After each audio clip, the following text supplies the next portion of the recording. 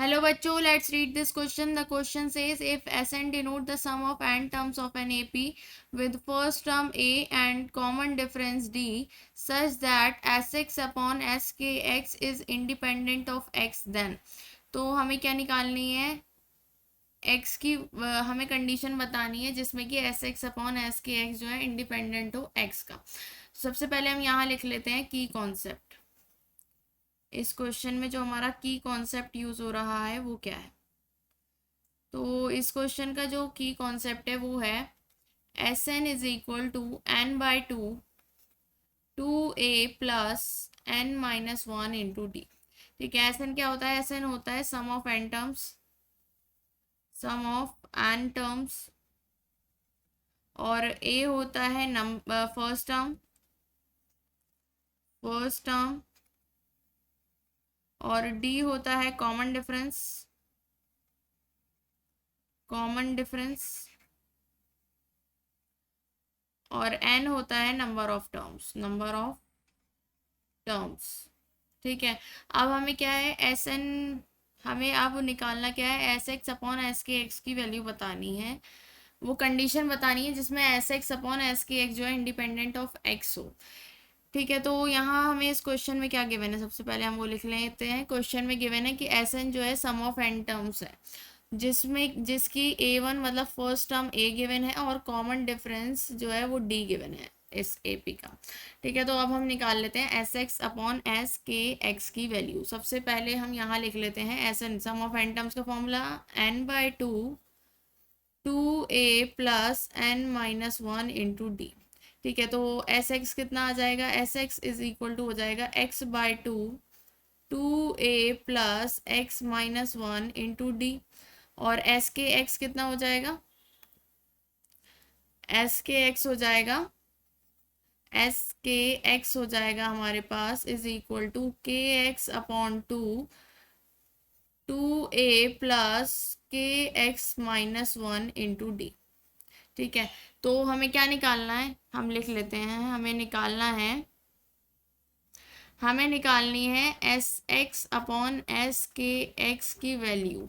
तो S x क्या होगा? हो जाएगा एक्स अपॉन टू ए plus x minus one into d, और एस के एक्स हो जाएगा के एक्स अपॉन टू ए plus k x minus one into D.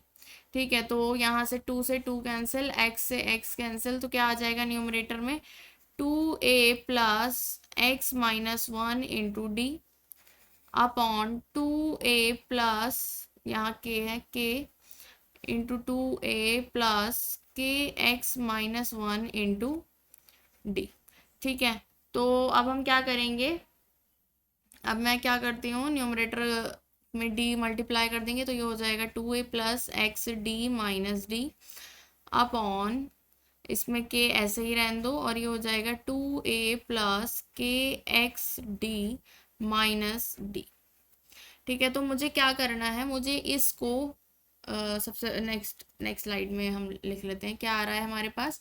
S x upon S के एक्स आ रहा है two A plus X D minus D upon K into two A minus D plus K D X, ये आ रही है value. अब मुझे क्या करना है? इसको इंडिपेंडेंट ऑफ एक्स रखना है, मतलब यहाँ पर कोई भी टर्म ऐसी ना हो जो एक्स के साथ हो। तो उसके लिए मुझे क्या करना होगा? यहाँ से एक्स कैंसिल करना होगा, तो एक्स से एक्स कैंसिल करने के लिए मुझे इन दोनों को हटाना है, इसको और न्यूमरेटर से भी इन दोनों को हम हटा देंगे, तो हमारे पास क्या हो जाएगा? ऊपर भी सिर्फ क्या रह जाएगा? एक्स डी, और नीचे क्या रह जाएगा? X D X. तो यहाँ से एक्स कैंसिल हो जाएगा, तो उसके लिए क्या करना होगा मुझे? देखिए क्या है, न्यूमरेटर में two A minus D plus X D, ठीक है, और डिनोमिनेटर में K two A minus D plus K D X. तो मुझे क्या करना होगा? इन दोनों टर्म को ज़ीरो करना होगा, तो मैं क्या करूँगी? टू ए माइनस डी को अगर मैं ज़ीरो के बराबर कर देती हूँ now, two A minus D को मैं अगर ज़ीरो के बराबर कर देती हूँ तो क्या हो जाएगा? डी की वैल्यू टू ए के बराबर करके क्या होगा हमारे पास? डी की वैल्यू 2a के बराबर कर दी अगर मैंने, तो क्या हो जाएगा 2a माइनस डी को क्या लिख देंगे 2a प्लस न्यूमरेटर में एक्स डी अपॉन के है हमारे पास 2a माइनस डिनोमिनेटर में 2a plus K D x.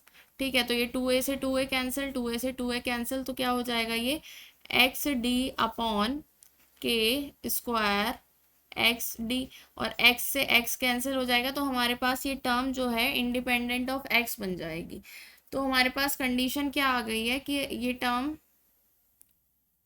Condition क्या आ गई है कि एस एक्स अपॉन एस के, एस एक्स अपॉन एस के x is independent of x, independent of x if, अगर हम क्या कर दें d is equal to 2a कर दें, तो ये जो टर्म है वो इंडिपेंडेंट ऑफ x हो जाएगी।